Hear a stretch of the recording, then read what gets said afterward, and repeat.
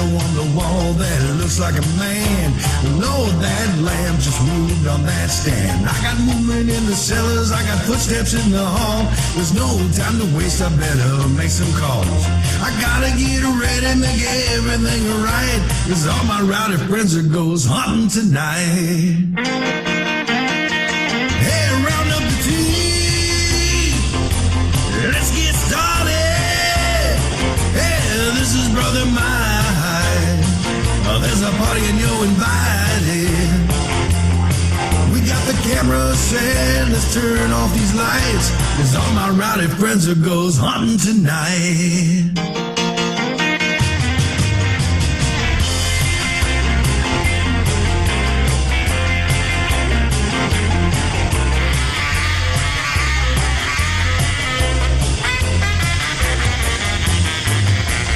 This old house has a long history. It should be real good for activity.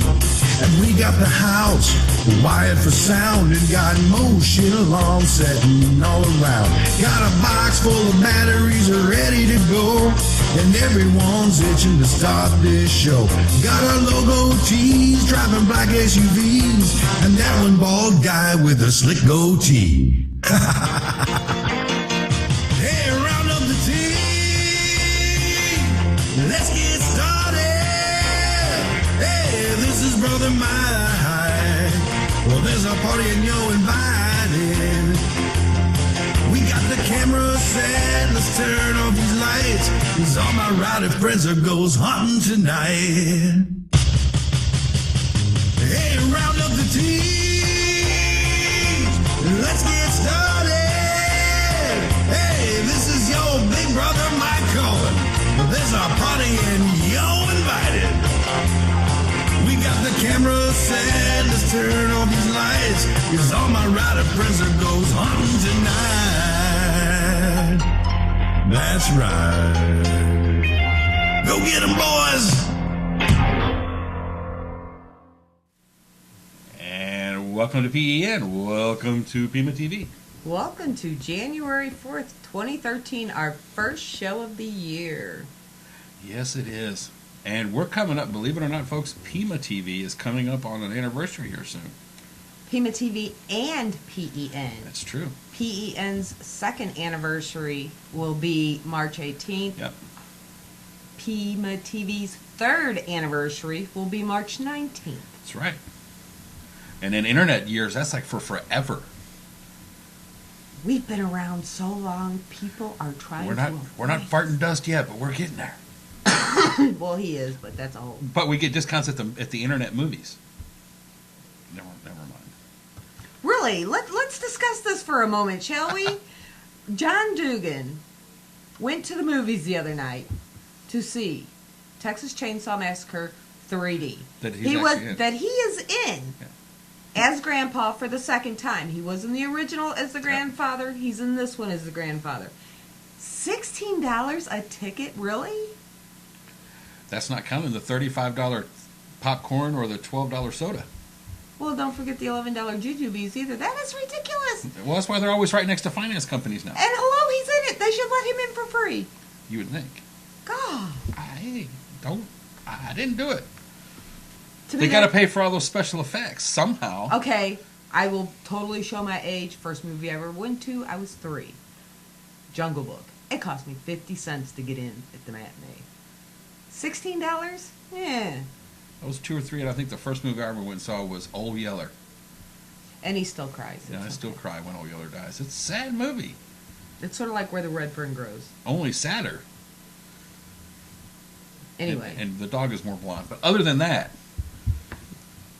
we're getting off way off. Sorry, I had to go there. He said movies. Real quick, everybody. Right below the chat rooms, you will see our social media buttons. Please practice your stalking skills on us. Follow us. Get all of our announcements. We do have a link. If you look up the buttons at the top of the website, we do have a link page. If you'd like to exchange your links with us, all we ask is a straight trade. It helps everybody. And drum roll. Drum roll, please. We are pleased to announce PEN is having their first Paracon Yes, we are. in Napanoch, New York, Yep. May 3rd and 4th. There will be a website available. Check Facebook. I just sort of finished it today. I've been working on it all day long. There it is. Never mind. It is in the He chat room. posted it. It is in the chat room. For those of you watching it on archives, it is actually www.penevents.webs.com. PENEVENTS.com. .webs.com. Oh, .webs.com. Excuse me. I went free. Hey, I know. free's good. Free is good. Free, and these days and times, free is awesome. But back to the subject at hand, so to speak. It's not the subject at hand. Tonight, we have a very special guest. He is the owner of Z Talk Radio. Even though he's shaking his head no, I'm giving him that title for the next hour anyway. But even better, he is one of the ultimate orb tones. Yes, he is. He does play a solo role in the Orb Tones. He's also a fellow broadcaster. Paranormal investigator, and all-around fun guy. And former male model. Glad Well, to it welcome was- to the show. It was Chippendale, sorta. It was Chip and Chip Coffee. I don't know what it was. Chip and Dale's, that's for sure. Hey, welcome. Welcome, Scotty Rorek. Teaching me. I'm doing TV. Yay! And you're being seen by millions of viewers right now. All 12 of them. And Millions. I had to dress up for it. Not Yeah. like when I do my radio show, I can sit in whatever I want to because it's radio. Well, yeah, it'd be like Ron White. You could be naked in a beanbag chair eating Cheetos if you wanted to. That's up to you. The crunch may get a little loud on, You just mute the mic. Aha. Of course, you do get that little orange dust all over the microphone fuzz. Yeah, and the windscreen would look kind of bad, but other than that, would be cool. Yeah, you just It's hose yours. it off and move on. It's your windscreen. I know I have to buy a new one every week. It's just like orange. And How are you, Scotty? I'm doing great. I actually took some time off between what was it, December 18th and right now, and now I'm back into it. So it's kind of nice. So you guys are, it's your first show of the year and my first show back. So it's kind of neat. I haven't even done our radio show since. Just took a break this year around Christmas. And it also helped that the radio show fell on Christmas Eve and New Year's Eve. You know how that is. Yeah. Didn't really want to do live shows then. So Yeah, so you do a Monday night show because that's the same night Mary and I fell on. Yeah. yeah, I do Monday nights from 8 to 11 or 8 to midnight. Depends on how long the show goes. We do 8 to 9:30. There you go. How- We're on a long time, so it's fun. We're doing a little bit different on the show this year. We call it The Buzz Gives Back this year. It's kind of a new theme for this year. In the past we've done a lot of interview shows. I mean, and congratulations on being on 2.5 years, 2 years for you guys, because that's phenomenal in internet time. Thank you. There's not any shows that last more than 2 weeks, so Usually, congratulations. either that or we're really slow learners, Scotty. One of the two. Exactly. I mean, I just hit my 450th show, so I am pretty excited that I've been on just right about 5 years now. So That's awesome. Well, yeah, it's a long time doing radio, internet radio, so it's kind of fun. So And before any of our viewers in the chat room or anybody watching us on archives freaks out and starts emailing, worrying about Scotty, first of all, like I just showed you, he does have a ghost pack. 'Cause Yes. Who are you going to call? Second of Me. all, yes, he does know that there is a ghost on his chair. there's a ghost on my chair. I think there is. Ah, yes, there is. That's spooky. Yeah. He is always with me. He's there when I do readings, and people always laugh at that when I do my mediumship readings, and I do them online here on the video. So I'm kind of used to the video thing, but I brought him out. He's lit up now for the new year, so he's kind of having fun. He's partying with the rest of us. Well, Yeah, I mean, it's been a good year. I mean, I'm really looking forward to this year. I don't know about you guys. I just think it's going to be just a much better year. I mean, more spiritual year all around. So I'm really excited. But anyway, so the buzz this year, because of that, we call it the Buzz Gives Back. And what it is this year, instead of just doing interviews, we're actually doing one interview, a show that has to do something with helping people. You know, one week it could be readings, one week it could be a guy doing taxes, one week it could be, but it's something that helps everybody every week. We're gonna try to help people out more this year. We're gonna try to see if if as a community, as paranormal community, a spiritual community, we can all start coming together instead of fracturing like it's been. So we're really going to start taking that approach this year. 2013 is going to be the year where at least my show will start, and then hopefully others will pick up. That we actually try to work together with people instead of work against people. We try to help people that are in need instead of trying to break them down, cut them down, step on them to get somewhere. So if we can all start with one person at a time or one show at a time, I think that this is going to be a phenomenal year, and I'm looking forward to it. I agree. We decided that last year was a year of clearing or cleansing. I mean, it seems a lot of people, a lot of us thought we're friends, weren't really so much. Right. We it was kind of like cleaning the closet and getting ready for this year. And this year we're ready to rock. And like I mentioned at the beginning, we have our first Paracon coming up, and a portion of all the donations are actually going to an animal rescue. There you go. That's awesome. Yeah.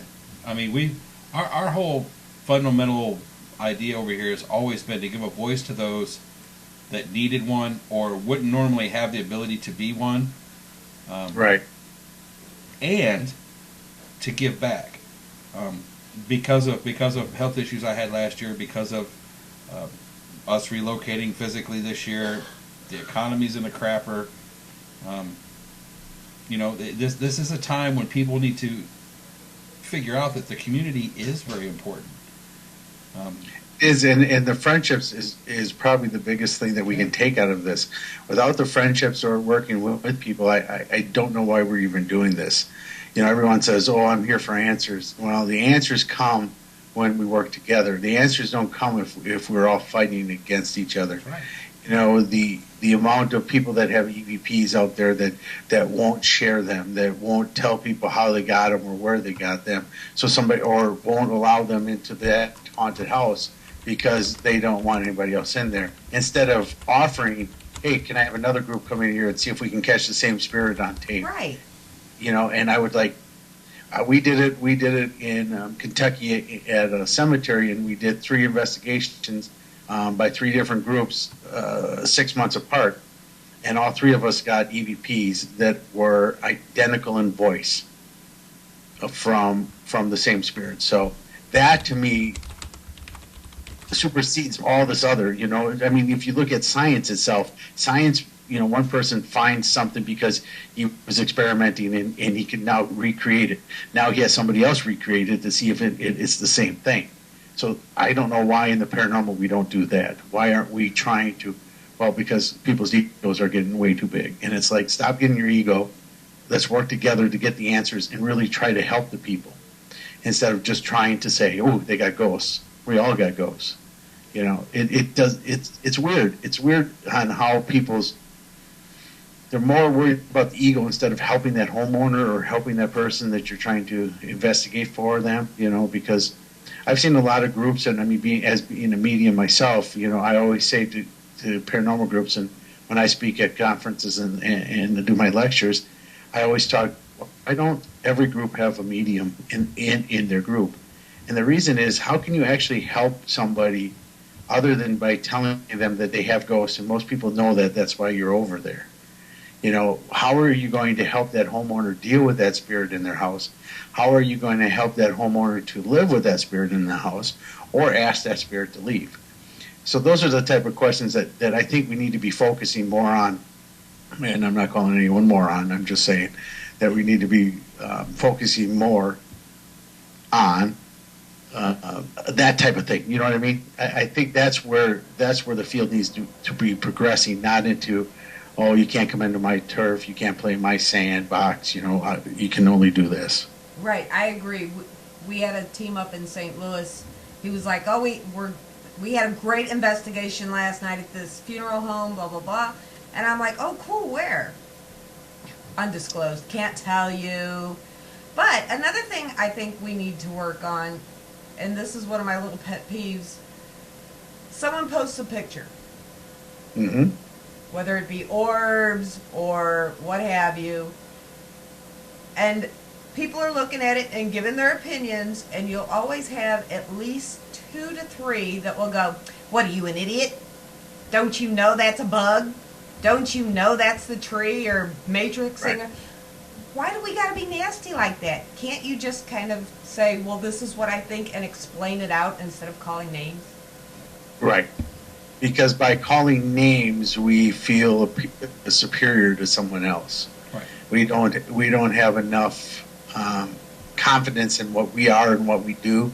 So we have to call other names. We have to call people by names and bring them down instead of trying to help them and lift them up. So that's where the difference is. That's really where I think we all need to focus on this year. And my lovely redheaded angel of a wife that's sitting here right here next to me coined the best phrase that I've heard to describe it. It's the black suburban syndrome. And people that are afflicted with the black suburban syndrome, like you said, they put ego in front of everything. They don't want to tell you where they've been or what they've done. You can see it on YouTube. And any minute now, Hollywood's going to offer them, millions of dollars to be on a show. Give them a black suburban and let them do their own thing. Yeah. Right. I even heard that's been starting to be seen at conferences too. People are actually putting on their banners as seen on YouTube. Now, if on YouTube? Yes. what I would love to have people do is about that. please start using PEN or ZTalk. Yeah, exactly. I'll help you out, Scotty. Use PEN or ZTalk and say as seen on or as heard on. Yeah, exactly. Please feel free to add that to any banner that you want to do, whether you've been on or not. I don't care. We were doing that this summer. We were with Aaron Houdini and I forget who else we were. My wife and Bridget and a few others, and we were just joking about that. I mean, where we're going to be seen on Google. Yeah. Yeah, seen on. We're all got shows. I mean, I got a couple shows coming up this year, and it's just. But that's not the goal of the show. You know what I mean? Right.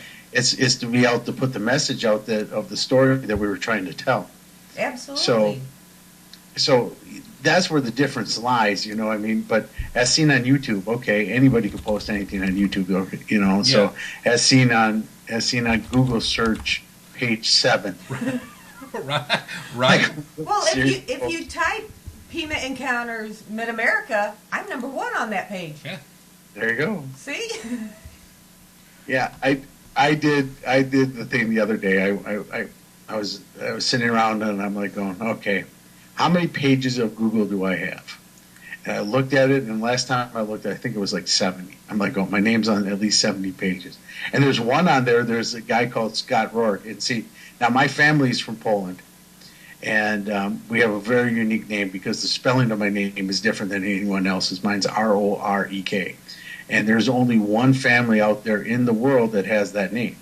We are not, so if you are Rorek, Rorek, you are related to us. So there aren't that many of us left out there. That name's not big. So there was another Scott Rorek that was supposed to help this school district. So I took credit for it. I'm like, yeah, I did that. That was me. You gotta go there. I'm like, oh, that wasn't me, but I'll take credit for it anyway. If you want to say I helped the school district with something, I don't know. He flew the Hindenburg. He was driving the Titanic. Yeah, that was all Scotty. He's been around. He's been around a long time, but he looks really good for his age. Yeah. I just can't look into mirrors. And just as long as you don't tell me to paint you like one of my French girls, we'll be okay. Oh yeah, I want to. No. Yeah, I'm like Dorian Gray. I can't look into a mirror. So, Scotty, I have to ask you this: what was your motivation? What's kept you motivated? Everybody that's in the quote unquote paranormal has a reason that why they got involved and how they got motivated? This is the hardest question, and every year I kind of struggle with this. With the issues that we have, all the drama that's out there. You sit there and you wonder why are you still doing this? Why are we in for it? But I guess the reason why I got into it compared to the reason why I'm still into it is very different. I think the biggest reason I'm in it is because there are people that just don't have anywhere else to turn. Right. They just don't have anybody else to talk to. They just need some answers. They need some guidance. And I think by me helping in that way is the best for me. It's a rewarding experience to help people, especially through my readings and being able to get them in touch with their loved ones, to help them with a little closure, to help make themselves feel a little better about themselves or feel a little bit better about the passing of loved ones. I've been helping a lot of children in homes that are afraid to be in homes because they see ghosts and they think they're scary because everyone tells them that they're scary. That type of thing is what's driving me is the fact that there is really still this negative or this Hollywood image of the paranormal that is quite weird. It is the scariness of the paranormal that all Hollywood puts on it, which is not. And that's where I'm trying to inform people and help people learn the fact that it is not scary, that spirits are around us everywhere we go. Spirits are with us, and we need to learn to live with them and work with them, not be scared of them and run around and think they're going to chop our head off and we're going to vomit pea soup, Right. I just find it, and even some of the TV shows, you go Black Suburban, even there, what's that? How do you know who's there? How do you know what's happening unless you're really working with the spirits that are there?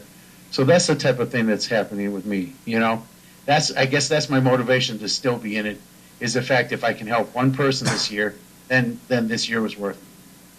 Okay, Scotty, let me help you out here. Next time someone asks you that question, last week or the week before, last week on Yakking with the Yeti, Jeff Leeper said he was in it for the hot chicks. Yep. And you can say that. You can say that because I saw your wedding pictures on the beach. Did you? Yes, I did. See, you got yourself a hot chick, so. I do. You were in it for the hot chicks. My wife is wonderful. That's another motivation. My wife Terry, she's always by my side. She goes to conventions with me. She supports me in my readings. She helps us out. She's taken a turn for the best either. Being a very fundamental Christian to being a spiritualist now, she's, come full circle. And it's great to have that support and have somebody right there next to you. So. But that'll help you out next time. Just tell them you're in it for the hot chicks, and you found one. All right, maybe, but then everybody else is going to be. Well, tell them you used Well, it just first. keep them away from yours. Right. Yeah, they will stay away from mine. Hey, I got you. I'm a little protective myself. I don't share well. I got an effing sandbox. On Z Talk, being on the radio format, what's the one real influential thing that you've tried to do over there, with the message you're getting out over there? Is it the same? Is it the same message that keeps you motivated, or? Yeah, it's similar, and you guys talked about it too with what you guys do over here. It's very similar. It's trying to give the people the name. I know we were kind of talking about this before, about sponsors and stuff before we went on the air, but to me, a sponsor is great. I'd be more than happy to not pay for everything myself. You know what I mean, out of my pocket. But I don't want to be hindered by a sponsor. Right. I don't ever sponsor to tell me or anyone on my station that they can't say what they want to say, because that will never happen. I will drop the sponsor before I will drop a show because they're saying something that they don't want to say. I've had shows that swore, and I've had people that get mad at me because I allow that show on the station and blah, blah, blah. To me, that's good that you're mad because you're listening, and if it's something you don't like, turn it off. Absolutely. But this is the United States of America, and we don't have very many liberties left. And free speech, to me, is a very, very important amendment to our Constitution. We need to have free speech. We need to have it. We need to be able to express it. We can't be humans if we don't express what we think, because that's what makes us different. So, from a radio standpoint, I don't censor my shows. I give them an hour, I give them 2 hours, I give them 4 hours, whatever they want. And I said, just show up and do your show and say what you want to say. And that's it. And that's all it will ever be. And I'm very proud of that. I'm very proud of the fact that we are allowed to say what we want to say. Right. Our only rule, I guess, over here is don't drop the F-bomb constantly. If it is appropriate in the context you're using at that moment, once, maybe twice, you'll get by with it. Yeah, I understand. You know, and I fought that battle too, because a lot of people say, you know, you don't like, but I've been telling you, when Scott Grunwald comes on your show, yeah, you're pretty much you kind of lose it right there. So we had a couple angry people, you know, calling in. You allow him on the radio? Yes, because he's a comedian. But see, that's the thing too. That's the thing with Scott, though, is he has some very valuable. If you can get past the burning of the chest hair and the nose picking while he's on camera and all that other stuff, once you get past that, if people just ignore the jokester side of Scott Grunwald and listen to what the man actually has to say, he says some very profound, very. Well, he's got great points. He really does. I mean, it's wonderful. I mean, what he has to say. I mean, he's so great into the paranormal, but his jokes are hilarious. I mean, he does swear, he does get very dirty, but that's him, you know. I think with Scott, the difference is radio and TV, because when he's on TV, he's not so much with the swear words and everything. It's just he'll lean into the camera and go, "My food tastes funny. Help. My wife's been mad at me for weeks. Help, my food tastes funny." Or he'll light his chest hair on fire. But it's more of a visual with him when he's over here. You know, when you think about it, though, it's once again, it's like, and he knows that when he's on like Z Talk, he can be himself. Just be yourself. Right. Because we don't put the boundaries on you. We don't set it that way. We don't set it with anybody. You know, if that's what you feel and that's what you want to say, and that's your intellect that you want, then go for it. To me, you know what I mean? It doesn't mean that I do it. It doesn't mean that I say it all the time. It doesn't mean that I want you to say it all the time. But I'm not going to come up to you and say, don't say it. Yeah. Well, we haven't done that to him either, because we know better, and he'll be sitting there and all of a sudden, bleep, bleep, bleep, bleep, bleep, and oh my, did that just fall out of my face? And he'll just keep going. So there's no point in trying to wrangle him in.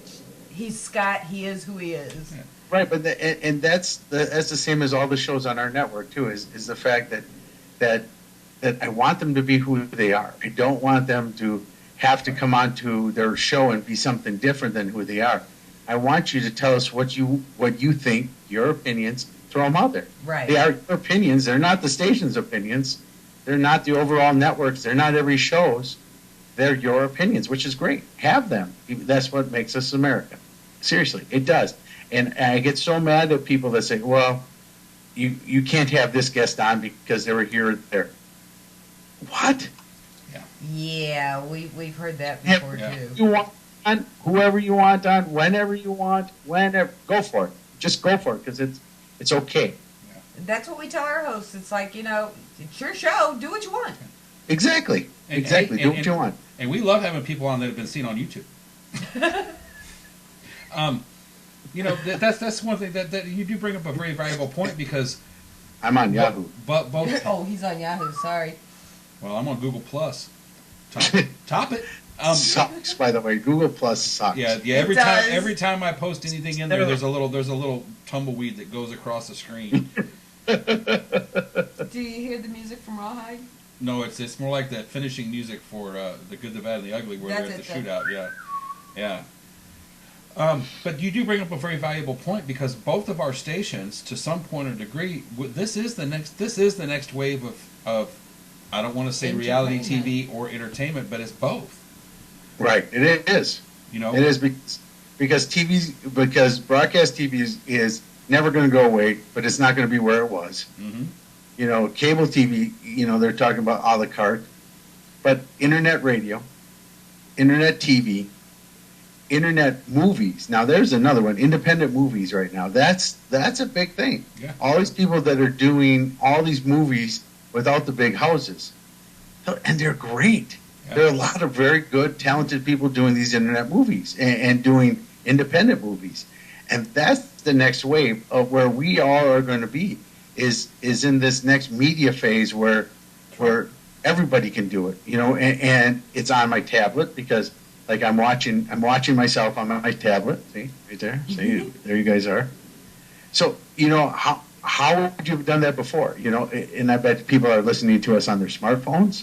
People are on their tablets. That's what's so cool about this is you could take us everywhere. You don't have to sit at home. You can listen to us in your car, because that's coming next. Internet in the car, that's almost here. It's just the wave of the future. And, like I said, the shows have been here for a while. There's been some great shows that are out there. We've all been here 5 years or more. Well, and quite frankly, this is real reality TV.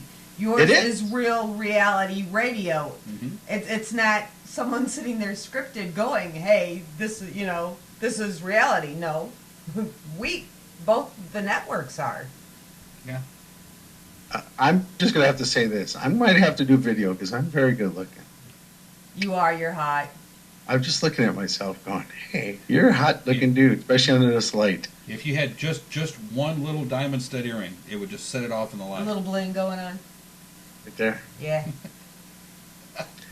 I know I have to thank Mackenzie for my wonderful outfit tonight, so thank you, Mackenzie. She dressed you well.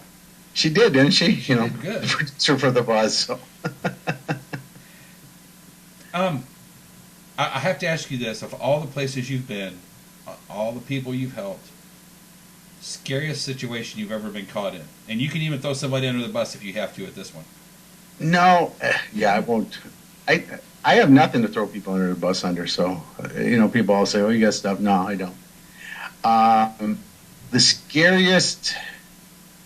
I guess. I mean, this is we had to do a lot of work on this one, and it was when myself, Deb Lance, her and I were. You guys know Deb Lance? Ever meet her?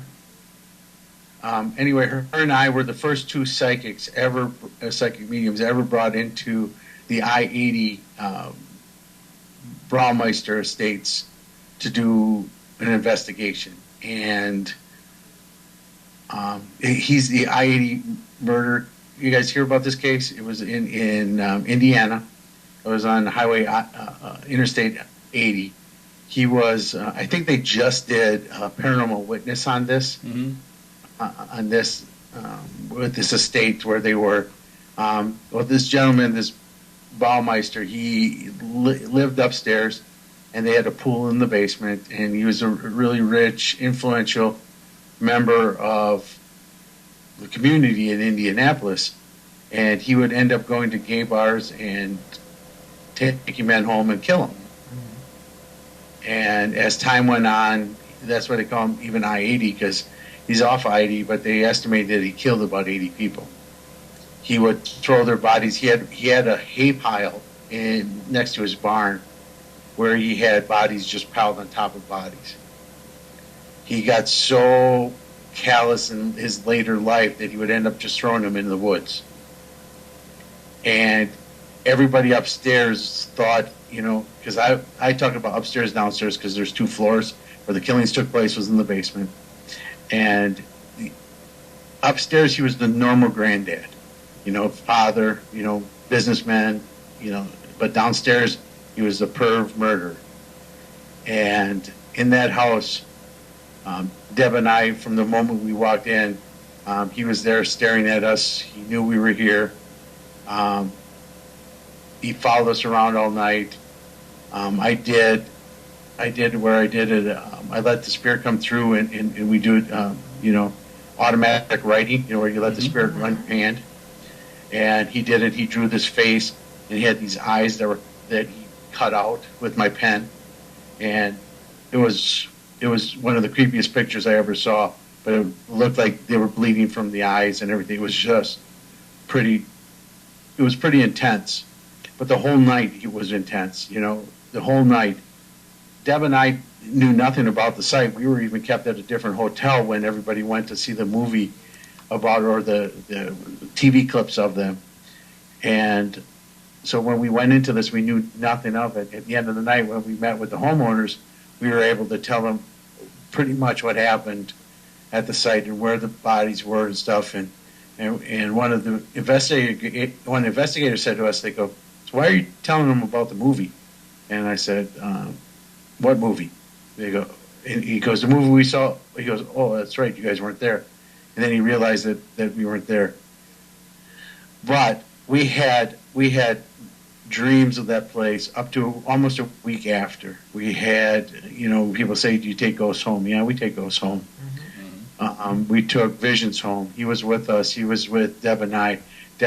I would call Deb and tell her about the dream, and she just had that same dream. And she would do the same thing for me all about a week. We were having the same dreams. We were having the same things. We were dealing with the same issues. We were feeling the same oppressions. It was probably one of the toughest and scariest. I mean, I never really was like scared, like I'm running out of the building, but I was scared because I didn't know how long I was going to have to deal with this. Right. This type of feeling, this type of emotion, this type of negativity, and these type of dreams. And this is the one that Deb and I we're going to be lecturing about this year at conventions. We're going to be talking about how, and the protections, and what people have to really realize that can happen. Even with us who know what we're doing, we ended up not knowing what we're doing, you know what I mean? And we ended up getting, this thing kept attached to us for so long. So yeah, by far, that was probably the roughest, the scariest investigation I ever did. I find that the living scares me more than the dead. Oh, yeah. Well, Very true. we're on Most it. cases, yes. You're on an investigation. You're trying to be stealthy, not stomping around or anything. This man next to me, for being a gentleman of his magnitude, can walk around and you never hear him. He has scared me more on investigations than anything I've run across, because he will just pop into a doorway when you just saw him go the other way. Years of middle management, being a supervisor and a manager and an operations manager in a warehouse, and you learn how to move around without people seeing or hearing you. Yep, I'm a store manager. I do the same. Yeah, but like Kim said, I'm 6'3", weigh about 340 pounds right now, so I'm not quite I don't quite have the stealthy footprint I used to, but I can move around quietly when I have to. But when you're on an investigation and you're watching 6 people walk one way, you see him go the other, and all of a sudden he's standing behind you, it scares the snot out of me. Well, you gotta unique up on them. Yeah, unique slowly, unique quietly. Exactly.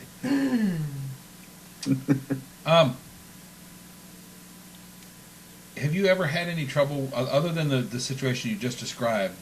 And there's a specific reason I ask, because you are part of one of the most popular paranormal musical groups ever created. But have you ever had trouble with a violent haunting in your life, other than the situation you just described? Have you ever personally experienced some violent haunting, like what Tim Yancey went through, Bill Bean went through? Have you been through anything like that? No. Bill, who's a dear friend of mine, he's still dealing with it, and I credit him, and I credit his faith for getting him through it, and I know Tim was the same way. No, not at all. I mean, and I thank God for it because, um,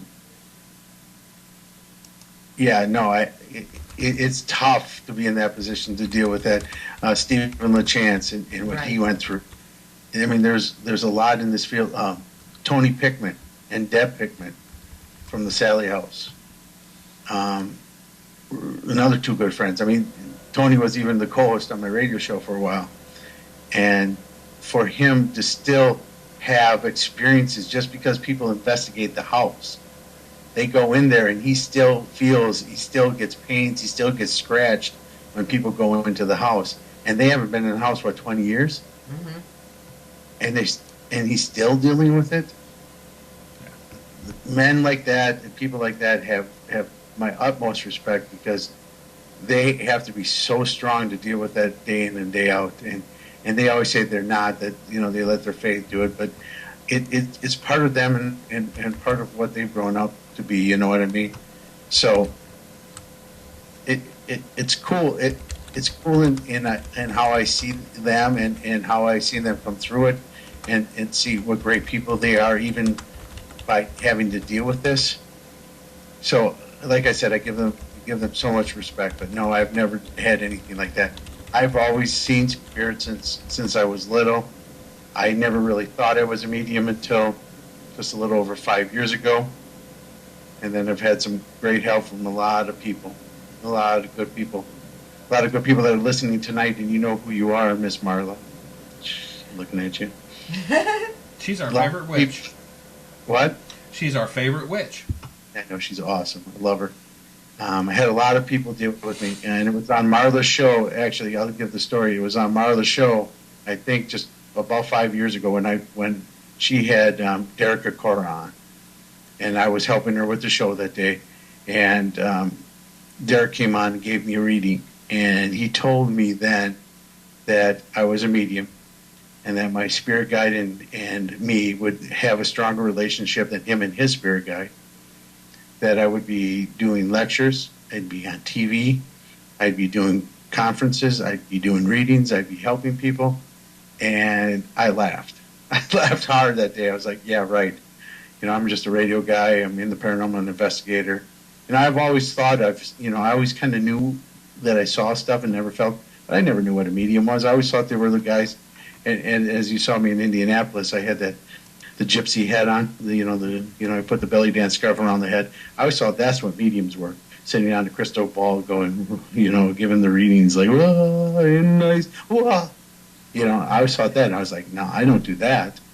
But after talking with Derek and seeing him on Most Haunted, and then actually talking with him, I started thinking, hey, I do that, I do this, and I do that. And now look what I am. He said, within 5 years, you'll be doing that. And I just talked to him, roughly 6 months ago, and him and I talked, and I said, you're right, I'm wrong, you're great, I'm bad, you're the best, I'm ugly, it's just, you're right, he was right, and it was great. It was, so yeah, so have I always thought I was a medium? No. Have I always saw ghosts? Yes. Was I a medium all my life? Yes, because I didn't really know the definition. And in the 60s, most people don't really understand it, you know what I mean? You don't really get the point where, this guy's either on drugs, and I was too young to be on drugs, and or I was loony, and that's the way it was. My parents never, my parents understood. I mean, they were supportive of me in this, but they really never understood what a ghost was, really never understood the whole thing. So, I mean, were they supportive? Yes. I didn't have the word that people were telling me I was crazy. It was all the kids in the neighborhood. It was kids at school. It was them being relentless against me that I decided not to see spirit anymore until college. Then, like you said, in college, after I saw a full-body apparition one day, I went screaming and yelled and I was telling people that I saw a ghost. All the girls thought it was cool. So after that, I always saw ghosts. And so it because begins. girls liked it. I was going to say that the same Who's kid, around? the same kids who made fun of you when you were little for seeing ghosts are now think you're really cool and stuff because now it's more out there. Mm-hmm. Yeah, When and we now were that growing up, it was you didn't talk about that stuff. right, Unless it was I've Halloween. had a lot of kids in school that that I didn't think, that I've let go by, from the years. But they've called me up and, wanted readings and wanted me to talk to them about it. Said, I saw you in Children of the Grave too. I saw you here. I saw you on the radio. I saw, you were here. It was like, why didn't you tell us before? I said, I did, but you didn't believe. I said, I'm glad you believe now because now we can make a change. So that's where it comes down to. If people sit here and persecute somebody forever, I don't think that's right either. I think if people make mistakes, people make mistakes off of ignorance, but if they're able to change because of it, if they understand and they grow and they learn, I think then that's what we should move on to, or what we should forgive, and we should let them, grow with us, because I don't want anyone not to know the wonders of spirit, Right. the wonders of knowing a ghost in your life and having spirit in your life and having your family members come in and help you in times of need and being there for you for your support even when they're passed. If you're missing that, you're missing a wonderful part of life. You're missing a part of the continuity of life that we do live after we go, and we do come back, and we're always here and we're always around, and to have that, and that knowledge is so much greater to live your life, and you live your life so much fuller because you have points, you have reasons for being here, you have reasons for doing things, you have, even in your times that you question, spirit's there, like I know when I'm starting to question stuff, I will see a lot of birds fly over my car, and the bigger the bird, the more I know I was in trouble. And so today I had a hawk, this huge hawk fly right over my car. And so I knew to myself, I said, stop questioning, get back to what you do, and start going, start back out there. And I am where I am tonight because of it. It's just because we have to forgive, we have to allow people to make mistakes, but we can't force them into this either. We just got to show them by how we live and how we go out there and how we're out in front of people and how we talk. And we hope that people pay it back to us, if we give them something, or pay it forward, that movie Pay It Forward, if we do that type of thing, I think this year will be better. And I'm really into this year, and I'm going to be talking about it a lot this year, and you guys are the first ones to hear it. But it really needs to be. I really feel that it is important for us to really start looking at everyone. There's somebody in need that's around us at all times. We need to help that person, even to help the person just be able to listen to them and talk with them, because some people need someone to talk with. If we're able to do that, think of how much better somebody's life would be if everybody would help just one person a day. That's right. It's very true. Bravo, sir. I'm of the opinion, forgive but never forget. Right. Yeah. There's a point to that. I understand the people that have called me names and have come down on me, and I forgive them. I forgive them all. And I understand how people get lathered up and how they think it's right at the time, but after they step back, they realize maybe it wasn't the way it came across. And I know you make mistakes. I understand. It's not like I'm going to hold a grudge against anybody, It's just, it's time that we let those bygones be gone, And I always know it's New Year's, and everybody thinks that this is a New Year's thing. But this has got to be a New Year's thing every day. If we can get by the things that we've had in the past, if we can get by this, that's important. That's important. Yeah, I've been advertising on our Facebook pages.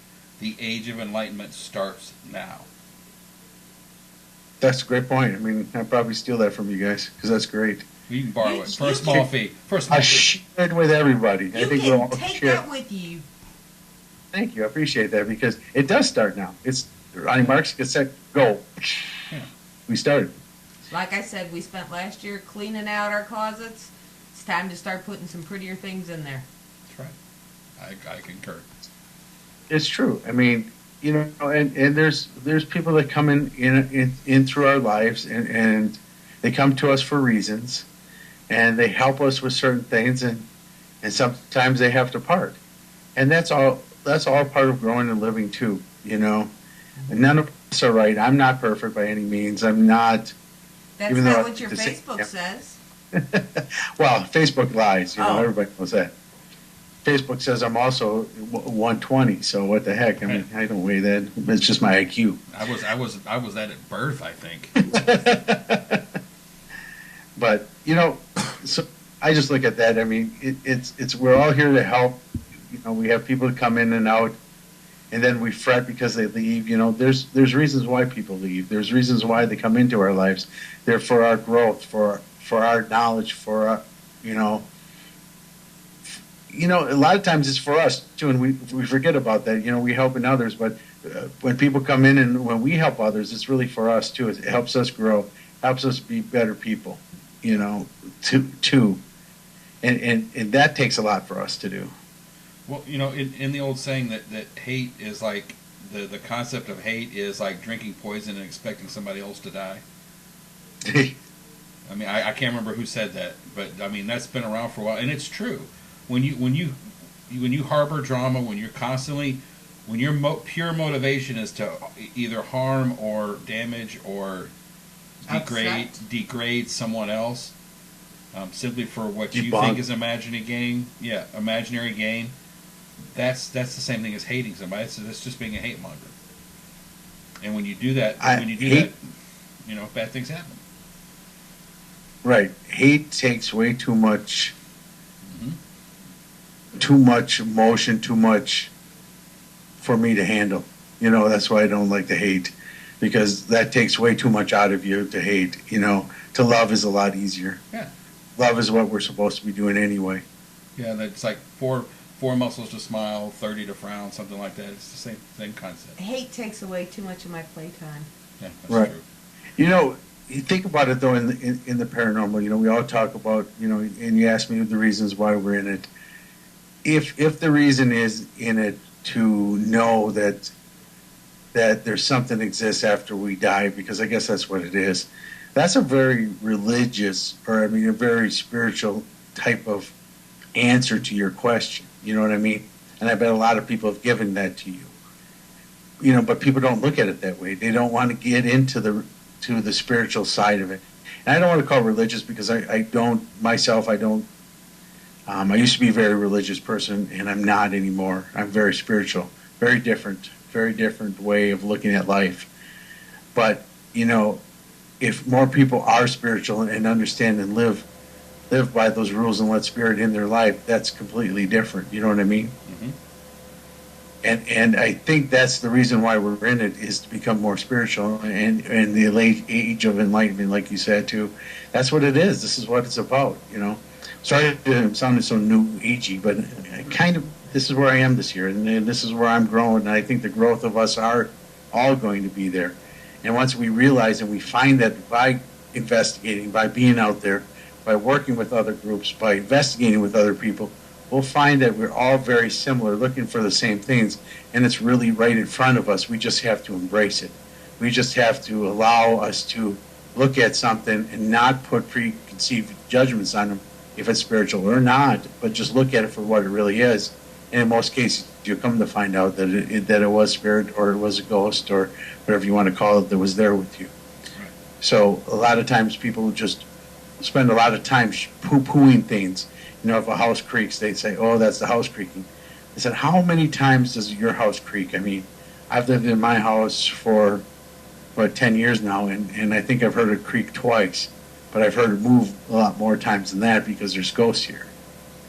So, you know, stop making such ridiculous claims of what it could be, and allowing you to take the most simple thing. And in most cases, that's ghosts. Yeah. You know, there's a larger and larger percentage of us that are involved in, like I said, the quote-unquote paranormal field, that are past whether or not the paranormal does or does not exist. We Right. know there's something out there. What we're starting to get into is the how and the why to help everybody communicate the way that we have. And that, I think, once more people get to that point, once again, like you said, it's a snowball. the more people that get involved, and the more people that are on the same page, the more people that are doing positive things, the bigger that snowball is going to get, the faster it's going to roll. Yep, I was talking with a group from England 2 weeks ago, and they were talking about the very similar type of things. And they said, how can you change? You know, they said your ideas sound all great, but how can we change the world? I said we can change the world by one person at a time. Mm-hmm. And I said we cannot change the world all at once. It will never happen. But if we go forward and we put out and we help one person, that person will help one person. Now we'll help another person, and that will help one person. Then all of a sudden, you know, there's a bunch of people helping people. Then there's more, you know what I mean? And then it goes. But the only way we can do it is if we start out, first of all, with ourselves and make the commitment that we're going to change. And then put out there that we're going to come out and help people and be there for them in their times of needs. And I think that's all we can do, you know. And I think that's a rewarding life. I think that's a successful life. I think that's a great life if we know we've been able to help and touch somebody and actually made their day or life just a little bit better. Even if it's just giving them answers. I mean, so some people, when you go into their house, they don't want you to get rid of it. No, They just want you to validate that they're not crazy. right, exactly. And if that helps them, God bless them. Because you know, most of the time that I find that a lot of the spirits that are in their house are family members. Right. I had this one story where we did this. This lady who did this was on Skype with me. She wanted to show me her house, and we went room from room, and she kept saying that she had a demon in the house, and she wanted me to take care of the demon. I said, yeah, I could take care of the demon for you, because I knew it wasn't one. But anyway, so I said, yeah, I can help you with the demon. So she walked around the house, and I said, so what do you want me to do with this demon when we find it? She goes, I want you to cast him out and send him to hell. So, okay, I will do that. And so at the end of the walkthrough, I went through, and I said, so once again, you want me to cast the demon out and send him to hell? I said, okay. And I said, so you want me to send your dad to hell? She goes, what? I said, yeah, your dad's standing right by the desk. That's the shadow that you're seeing. She goes, no, I don't want, you know, right there. Once again, I kind of brought it back from earlier, is the fact that that's what happens with TV. That's what happens with movies. Most of the time, people think there's something just because it's dark, just because it's a shadow, just because it's something like that, that it's demonic. And it's not. Mm-hmm. It's the only way that that spirit can show you at that time. So allow that spirit to show you that, you know, and accept that spirit in there, because most of the time it's family members. Or you have the crazy grumpy uncle. Just because he's gone doesn't mean he's going to be a happy soul. He's still going to be the crazy grumpy uncle who's going to be walking around being mean and nasty, but that doesn't make him a demon. Correct, right. I always say if you're a bastard in life, you're going to be a bastard in death. Exactly. So, yeah, if you live that life there, you're going to live that life the past, because your personality goes with you, unfortunately, and you do learn and you do change. But, yeah, that grumpy person is still there, you know, and a lot of times there's evil. I mean, you know, people talk about demons, and I don't really believe in demons. I don't really think that demons exist. So, to me, what is more demonic or what is more evil to me is the fact that humans, we know the difference between right and wrong. We know what's good and what's bad. And we choose, we physically and mentally choose to do wrong. Right. To do harm to others. That to me is way more evil than some creature that has never known anything but evil. I don't think they have the same purposes and same ideas as somebody that would, you know, choose to do harm to somebody. So wait. Does that make sense? Let me get this. to me. Let me get this straight. So every Tuesday on TV, it's really not a demon. No, it's usually somebody's gas. Yeah, Here's another one you can take with you. We've coined the phrase over here at PEN when we talk about the quote-unquote paranormal shows. They are infotainment. It is. I mean, they are entertainment. Every show is. So take it for what it is. I mean, I know a lot of great people on there, and I know many people that have been on these shows. Are real good friends. So do we. Yeah, the Triumphant Trio, the Valiant Plumbers. I mean, they're as far as people go, they're great people. Right. On the shows, if people believe it, but then I put some responsibility on people to do some thought too. Right, I do too. I mean, your TV show can only be what your TV show allows you. Right. You got in it because you're an investigator. You got in it because you're somewhere in the field and you had some credibility. So to get cast in it in itself is impressive, and I congratulate everyone that has. But that only goes up to a point because most of them do not have say in the show. Right. They do not have say on how they get edited. They do not have say what is added after they're done filming. They do not have say in all that. Right. They do not have say in how the show is going to be, in the end, come out. Yeah, So we know that because John. You guys know that too. So I mean, and they've all told you that. I mean, so. Well, John Tinney, he did the one show one time, and when they said now go in and tell this family he's a demon, and he's like, "Yep, see ya, bye," and walked away from his contract. Yep. Which is integrity, which is a rare, almost a superpower in these days and times. Very true. You have jumping tall buildings, integrity. That's the next superpowers we'll be talking about. And I want to ask. I have kind of a funny thought, and I want to ask your opinion. Run The very beginning of the spiritualist movement, the beginning of the 19th century. They were using things like candles inside of jars, instead of like hurricane lamps for people inside of bell jars and whatnot for spirits to play with or manipulate. We've got to where our candles now are LEDs, and the wax is actually a battery inside of a doorstop / K2. Right. But the questions that are asked in the EVP sessions, I'm very curious how the next generation is going to actually try to text to the other side. Yeah, that would be a great thing. But I still think it's the human reaction or interaction. I think it still needs to be the human element put to it. You know what I mean? I think it needs to be that. I think it needs to have that because I don't think humans will ever not stop talking to spirit. I think actually more people will start talking to spirit than stop talking to spirit. Does that make sense? I think Eric's point here was go to the mall. Look at any teenager and what they're doing. There can be a group of 20 and not one of them is actually moving their lips. They're all moving their thumbs and they're talking to each other. I know. I mean, when he had his heart attack... I talked to my kids downstairs by texting them. When he had a heart attack, his sons came up with their wives. There's 4 of them sitting in the living room talking to each other, but not a single one of them is moving their mouth.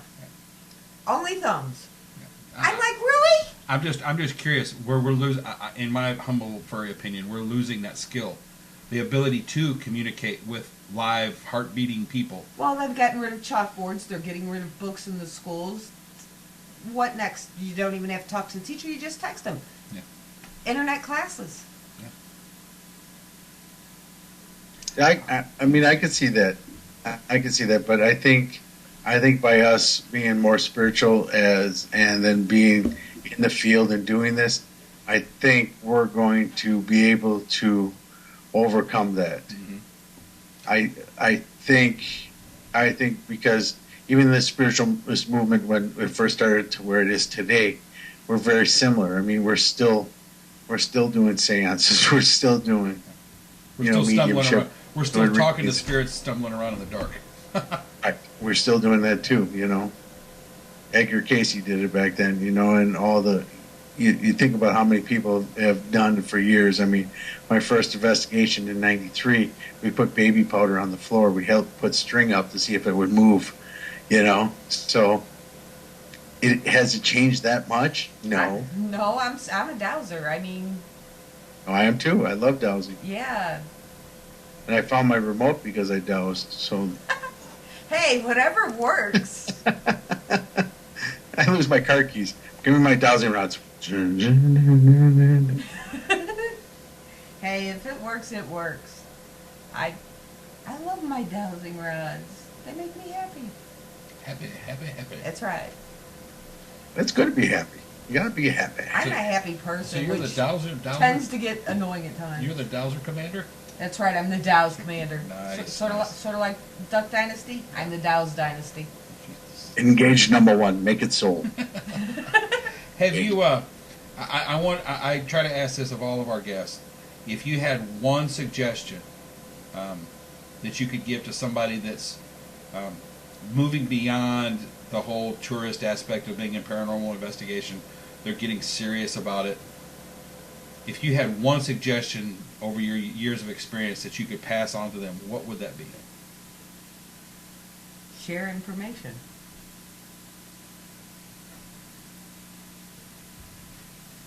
See, now he needs the question marks over his head. Yeah, well, I can put those on. Yeah. Does he work? There they are. Question marks. The one thing I could leave and I could tell everybody. The one, all right. Yeah. Well, how do I put this? I think everybody needs to trust themselves more than their equipment. I think people need to, because I believe everybody's a medium. I believe everybody on this face of the earth has the abilities. I always say it's like, I use the baseball analogy. Everybody on this earth has played baseball in some form. Kickball, stickball, something. You know what I mean? You play baseball in some form. Everybody has. Not everybody can be Henry Aaron. You know, some people play stickball, some people play bar league, some people play minor league, some people play on the Brewers, some people play on the Blue Jays, some people play on the Yankees. You know, some people are in the Hall of Fame, A-Rod, you know, some people, Babe Ruth, you know. So mediumship is the same thing. There's people in every form. And I think if we actually, as a society, tapped into that and learned how to use that through meditation and using our mediumship abilities, I think that by far would answer all the questions for everyone. And I don't think we would need to go out and be doing the investigating we're doing. I think we need to just go out and give each other readings and have spirits come through and talk with us and help us each day. I think that to me would be where I would like to see, or I would like to leave, or I would like to teach. Good answer.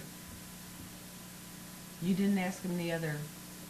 Oh, and if you had Turn them off. if you had to tomorrow No, that's not the question. stop, if you had to tomorrow stop being involved with the paranormal, or stop giving readings or doing any kind of mediumship work, which one would you give up first? Or are they too connected? They're too connected to me, but I would give up the investigating with equipment. Okay. I would stop doing that before I would stop communicating with spirit helping people, because I still think I can go to their homes and talk with them and do a reading in their homes instead of showing them an EVP in their house. Right.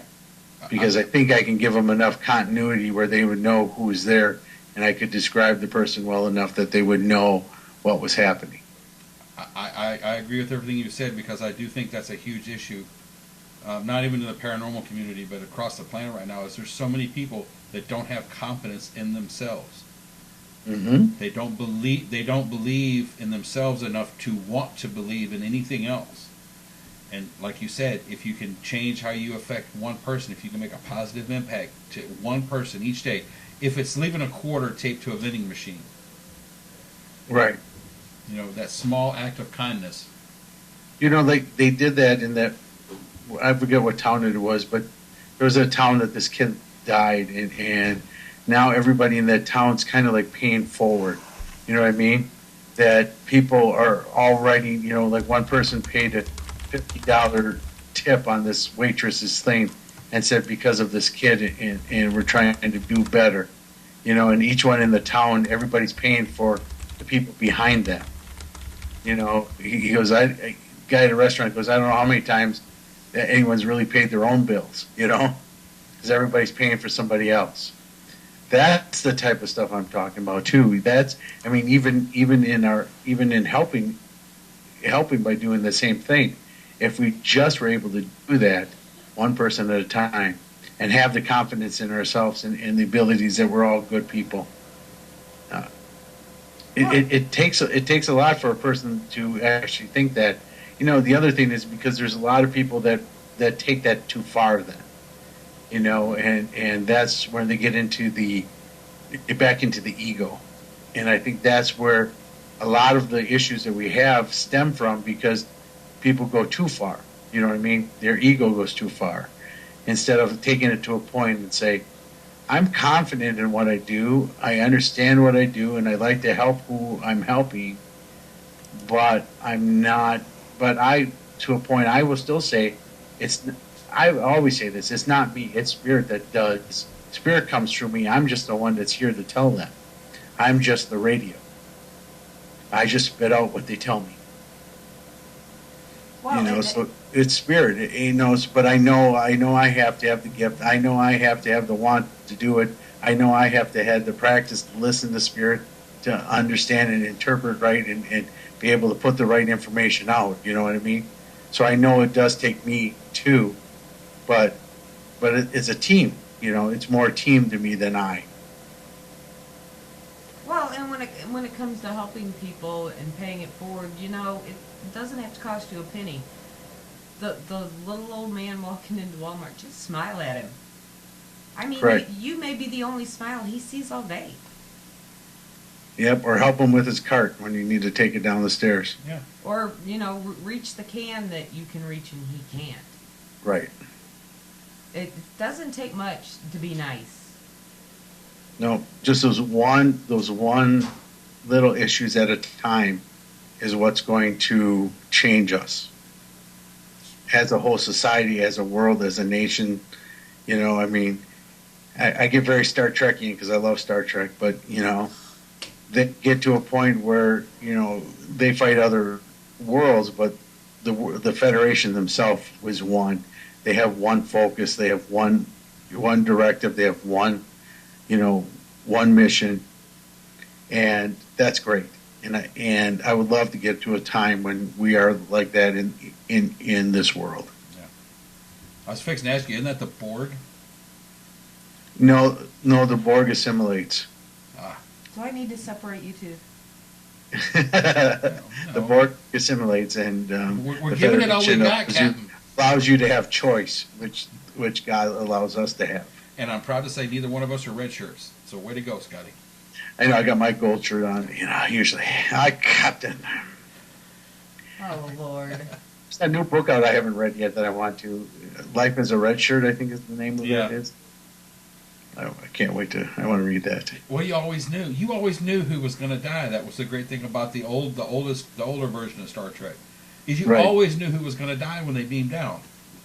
Yeah, because they came. The main four characters came down with 3 other people. Yeah, and you're going, 3 other people are going to die in this episode. It's just a matter of time. Yeah. Except with the Tribbles, I don't think anybody died with the Tribbles. I love the Tribbles. That's the only one I like. Yeah. But that's just because they remind me of the old-fashioned fuzzy house slippers, and they were cute. And funny enough, I'm slowly but surely becoming a Tribble. Yes, you are. Round and furry and indistinguishable. Anyway. I know you have a event coming up in March. In March? Yeah, I have one in March, Phenomenology. I thought you also, according to your site, you also had the Manor Madness or... Brumner Mansion, I have one. Mm-hmm. I have one that's in Milwaukee. That's in March. I have I have the one that's I have one I have a psychic fair coming up here in January on the 24th up here in Wisconsin, and then I have the birthday party of Keith Age and the Booth Brothers. I ain't covering that bar tab. Yeah, mark your calendars for that one because that one's going to be great. We're doing an old fashioned roast, or actually probably new fashioned roast because Jim O'Rear and I are writing this, and we're kind of a little dirtier than the old days. So If Jim gets out of line, tell him to get in the corner, and he'll laugh because I always put him in the corner. yeah, Jim and I will be in the corner all the time on this because some of the stuff we've come up with already and we're putting it out. But we're doing a roast of the Booth Brothers and Keith Age, and I warn everybody that comes, and that's why we put a limitation on age on it. Because we are not going to be clean. I'm going to be the first psychic medium with a potty mouth, and no, we've known several that they just don't do it publicly. Right. It's going to be a very cool thing. It's going to be a great roast. It's going to be a roast once again. So if anybody's like seeing the Comedy Central roast, where they beep out and they have the Friars Club, the new ones, the Friars Club roast. Now that's what it's going to be more like. So we'll get up there, we'll tell jokes, we'll just lambaste them for about an hour, and then we'll let them go on, and we'll have a party. So it's going to be like a convention without the vendor tables. Because everybody spends the night in the bars anyway. Right. Again, we're not covering that bar tab. Yeah, I ain't covering that bar tab. We've been to conventions with the Booth Brothers. We're not covering it. Oh, yeah, those guys. I know a lot of times because I don't drink, so I end up making sure that they get back to their rooms. And I have my hands full, I'm going to tell you that. Yeah. Oh, we know. When was it? Last April at Full Moon, they're like, oh, yeah. we're going down to BB King's in Nashville. And it's like, you have fun. Well, you guys are going, right? No, we're going home. We will see you tomorrow. You guys have fun with that. And apparently it turned into a pub crawl. Pub crawl till like 5 or 5:30. When the pictures started coming out on the internet, I was like, yeah, well, that's why Sunday was kind of slow. When we were we did the Stanley Hotel last year, and we kept getting kicked out of room after room after room. The security guard was just getting to a point where we even tried to go outside, and we got kicked out because everybody could hear us. And so I ended up finding a hallway between. There was like this door, like a breezeway type of thing, so it protects from the cold from the outside coming in. So we were all standing inside this little room because it was like protected, so the whole place didn't hear us. So it was crazy. So we had some great times last year. I had a lot of fun. What's that? Christopher and Philip. We had a good time filming Children of the Grave 2 together. It's a great film. If you haven't seen that one, make sure you get that. Philip gave me that film in April. Oh, really? I've seen it. Cool. Yeah, it's at spooktv.com. Make sure you get your copy of it. Sorry, I'm shamelessly plugging now. Plug away? No, plug. I already have my copy of it. It's a great movie. Like I said, Philip gave me my copy last April. And the neat thing about that movie is the fact that that we caught some stuff that I've never seen caught on TV before, or any TV show or movie before this. And everything you saw that we caught on there was live and real, and nothing was staged. And when we had that shadow figure, because I was talking to the shadow figure that was up there, and he was hiding behind our sound man, who was Brian Hensley, and when that shadow moved all the way across the wall by itself, we were freaked. It was the coolest thing I've ever seen, to be able to capture something that you were actually talking to. That's what I talk about, and we were talking about it all night. That's the type of stuff I'm looking for, is let's put mediumship together with the tech and see if we can really come together with some answers like we did in that movie. And help to explain to people that don't have that understanding. Right. They actually show them that these are really spirits. This is how they move. This is how we, I was talking about them. The great thing about Philip and Keith and Christopher is when we did the movie, I met Christopher first back in Pensacola Paracon, and that's when he cast me in the movie. And then he said to me, he goes, this is the date we're shooting. You be in Ohio. I was like, what? He goes, I go, where in Ohio? He said, just be in Ohio on Tuesday. Okay. I was like, all right. So I called up some of my friends that lived down around Cincinnati. I said, okay, I'm coming to your house. I'm going to stay at your house. Because I still have to be in Ohio on Tuesday. So Tuesday morning comes, and I'm like, getting no text yet. All of a sudden I get a text. It's from Christopher. It says, here's the place you need to be. Google it. So I Googled it, or I put it in my directions in my GPS. It was 2.5 hours away. He said, be there in 3 hours. I was like, oh, great. Give me no time to get there. I get up there. He says, now stay. I text him right before I get into town. He says, now stay at this restaurant, have a cup of coffee, and wait for us. About a half hour later, they say, okay, drive up. I drove up. They put a microphone on me. Philip put a camera in my face and said, okay, tell me about this building. Surprise! No pressure. Right. And that's when we did. So when the first thing you see in Children of the Grave 2 is them, as me. That's really me walking out of the car going, looking at the building, and I went right away. I said, this room and this room. There's 150 rooms in that building. And for us to be able to find, and then the thing was, we went into the girls' room, and we got thermal on her too. And then we went into the guys' room, and in the guys' room there was actually a mattress in there and a pair of pants on that mattress. Men's pants on that mattress. I was freaked after it. I was like, how did I hit that? Yeah. But and then to get the images that we got, then that was crazy. So that's the great thing about their movies is nothing staged. They go in and do it. They do the documentary as it happens, and they get your real life responses. So that's really cool. That's really cool. I mean, we talked about TV not doing it, but TV edits it really weird. Christopher and Philip don't, and Keith is really there investigating, and he's got all his equipment, so it's great. Well, plus he's a heck of a guitar player too, isn't he? He is. He's very good. Yeah. He's very good, and so is Patrick Burns and Bill Bean. Yeah. And what's Tim play? The tambourine? I think he does. Yes. Yeah. And then Trisha. Trisha has the Sings. voice. She has the voice Yes. of an angel. She's got an angelic voice. Yeah, they were great. They played well at Mid-South. It was always great to see them play. I keep telling. That's where I mixed him up in the beginning when I said he got married on the beach. That was Patrick, not him. That's right. It was Yeah. Patrick on the beach. Yeah, that was at Key West. That was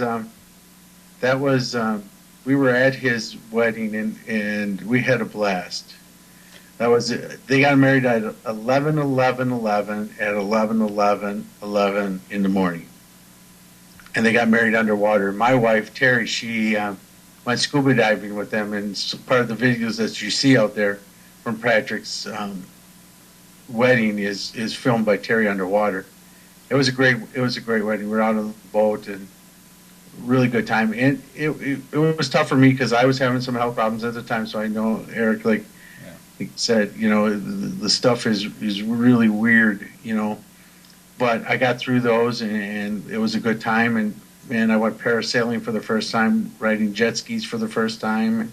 Love the jet skis. It was great. I mean, and these jet skis were huge and they were fast and you're on the ocean. It was like, wow. I think we got up to 50 miles an hour. That was crazy. It was fun. It was a good time. So that was Patrick's wedding and Marley's wedding. So Yes. those two are awesome. Have you guys ever had them on the show? Not yet. Not yet. Oh, tell them Scotty sent you. I will. But yeah, Patrick and Marley is great. Marley Gibson, who's a phenomenal writer in her own mind. No, in everyone's mind. I'm actually a character in her book.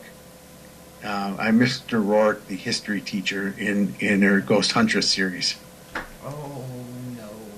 Yeah, I know. And I have a co-host on my show right now who fills in when Bob Sinkner is not on with me. I have a co-host. His name is William Beck. He's a writer. He's a great writer. He wrote Caribbean Agenda. He's got a great series of books out there. If you ever pick them up, It's William Beck. He's on my Facebook page. You can find him. But he's a phenomenal author. He'll be on my show Monday night co-hosting with me because Bob's still on vacation. William actually wrote me in before he started co-hosting. He wrote me into this next book coming out as a character. So I'm not going to be the nice guy I am. I'm going to be a little more devious, but I'm pretty excited about that. So. Well, look at So you. yeah, I'm getting a couple books out of this too, so that's kind of cool. So Yeah. I Let actually you know made that- it. I actually made it in a book this year. You did? I did Deanna Kelly. So You Want to Be a Ghost Hunter book. One of my experiments is in there. I'm also in Ghost of Wisconsin, so you Bragger. can look it up too. So Look at him. He's Ghost- one up in just- me over here. I finally make it into a book, and he's He's teacher. in two. Yeah, And look at he's him. in two. He's in 3. I'm in a couple, few, See? 2 or 3, 4. It's fun. It's good. I mean, you just investigated. I think we investigated with her, and she wrote us in. It's Sherry Stroop's book. Well, So- Deanna was talking about different experiments, and we started talking one night over Skype, and she's like, I want to use that. And it's like, you can have it, but you put my name on it. Well, good. That's neat. It's awesome. That's always cool. I mean, especially with my name, I kind of get into it a little bit once in a while. My name is Rorek, and like I said earlier, there's not too many of us left. So once my kids go, then that's it. Well, so. and then plus there's not many of our generation that remember Mr. Rourke from Fantasy Island. See, that's true. That's true. I always say that a lot. Because actually, when you just said that, when you said Mr. Rourke and the history teacher, first thing that popped into my mind was the plane. That was the first thing that came into my mind. I would go, smiles, everyone. Welcome to Fantasy Island.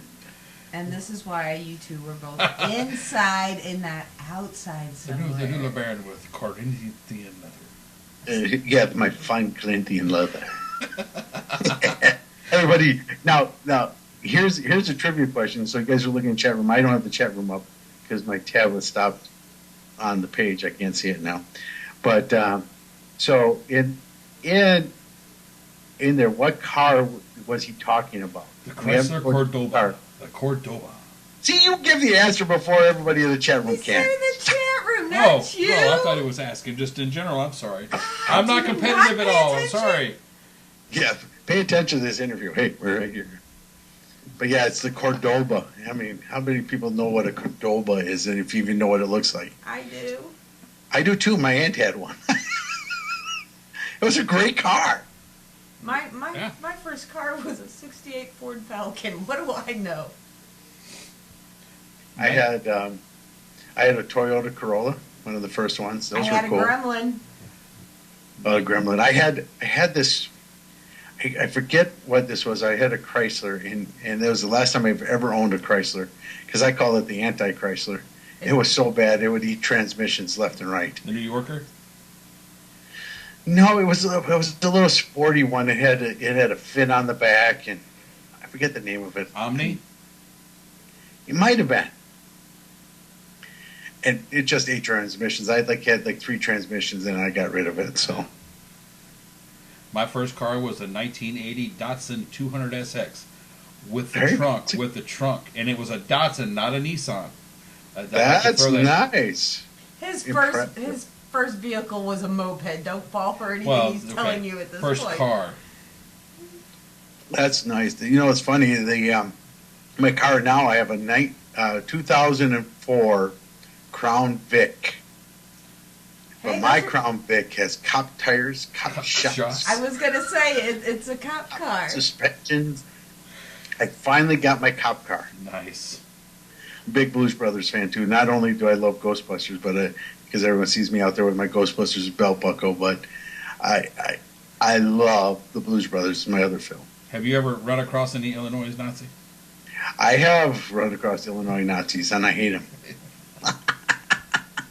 I hate Yeah. Illinois Nazis. It's time for the rest of our children. You got to go screaming from the mountaintops. Yeah, I always go, Our Lady of Blessed Acceleration, don't fail me now. What's the line? And my cigarette lighter works too, so I mean that's a good. We got half a pack of cigarettes. It's dark, and we're wearing sunglasses. Hit Hit it. it. Exactly. Okay, and with that, That should scare everybody. Go rent the Blues Brothers, and you'll hear every line that we just said from there. Yes, I can tell you every line from Ghostbusters too, if you want me to. And we have we have both kinds of music. We have both kinds of music here. We have country and western. And Western.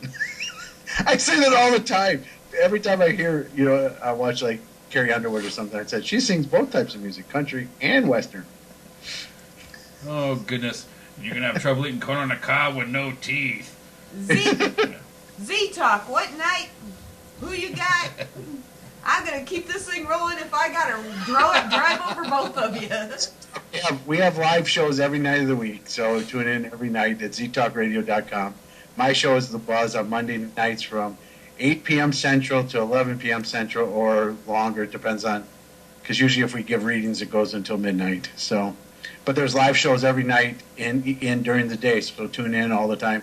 We have a lot of podcasts replaying. Chris Femling plays his podcast on our station, and you can also download all the shows there. So there's a lot of people, a lot of good shows. Skeptical Edge by Joe Kudo and Cale Kelly. I mean, and I'm sorry to forget everybody. Paranormal Underground. We got a lot of great shows on our network. So, yeah, we've had Joe and Cale on the last month or so. We've had them on several times. We love them guys. They're crazy. Yeah. They're awesome. They're my co-owners at the station with me. So, Yeah, they're good guys. yeah, they're great. And I didn't want to leave before I put my cowboy hat on for you guys. Yeah, please. A quick question. Are you going to the Unity Fest? Unity Fest. No, I haven't planned to yet. But am I? I don't know. It's in March. It's in Texas. You have the hat. I have the hat. And you I know both types of music, country and western. And as much as I hate to say this, did you know your hat's made out of the same material as your chair? It is. Look, it looks the same, doesn't it? So either that's a straw chair, Or it's a that's a velveteen boomer hat. couch. I don't know what it is.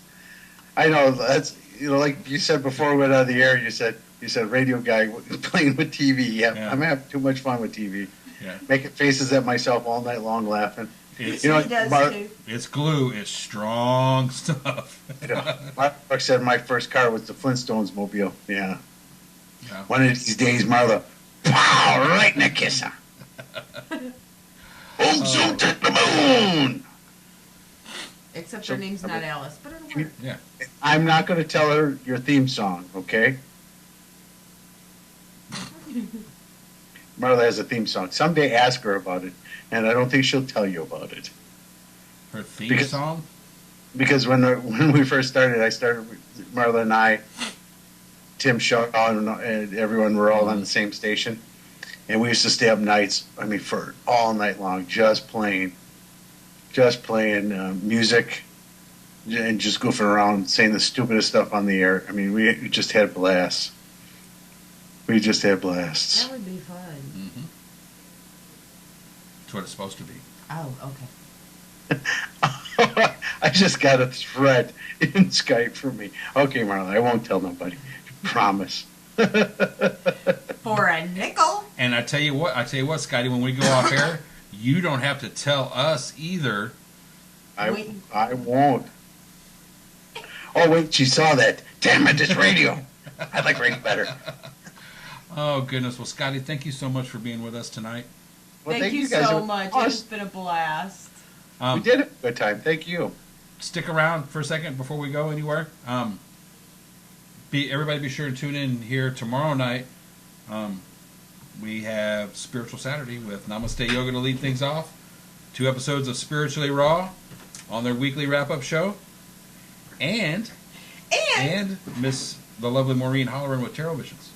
And Monday night we have Rick Garland from Harper's Ferry going to be our guest on Just saying. Just Saying. And next Friday we have Scott. Oh. And next Thursday I am talking with Abel Garcia. And just like with Z-Talk, it's going to be a battle. Just like with Z-Talk, we have live shows every night of the week. Be sure, if you can't make it to see Scotty and his crew, Or hear his crew. come see us. Come see us. Because my show is on the same time his show is on. Yeah. Yeah, but I'm on later, so stay. Well, no, come we're over on here, at the same whatever, time, but they we're- can turn you up and watch me. See? There you go. That And way, everybody wins. Exactly. there you go. You can always watch and do more things. I mean, people got tablets and computers, so watch one on one and watch one on the other. There you go. That's why they made Windows 7 so you could open 2 windows. There you go. Good night, everybody. And be Night, safe. everybody.